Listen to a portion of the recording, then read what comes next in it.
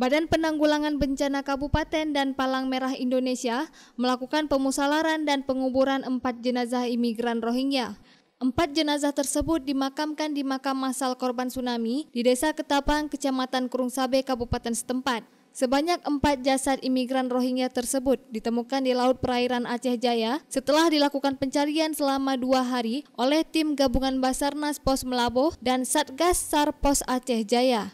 Sebelumnya, satu kapal yang membawa sebanyak 142 imigran Rohingya dikabarkan karam dan terbalik di Laut Perairan Aceh Barat yang berjarak sekitar 12 mil dari bibir pantai. Setelah dilakukan pencarian, petugas berhasil mengevakuasi sebanyak 75 imigran Rohingya yang selamat dan saat ini mereka ditempatkan di markas PMI Aceh Barat.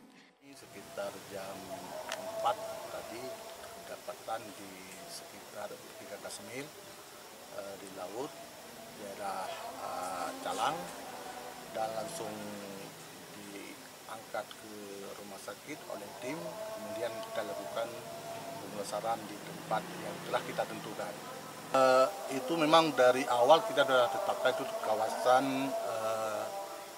kuburan Taman Tsunami. Kemudian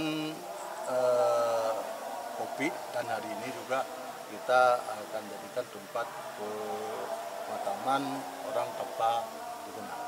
Berapa 3 orang dan hari ini 1 orang, dan total semuanya alhamdulillah terdapat 4 orang dan alhamdulillah berkat kerjasama semua kita dapat lakukan pemulasaran dengan jalan dengan normal. Dari Aceh Jaya, Orian Saputra melaporkan untuk Puja TV Aceh.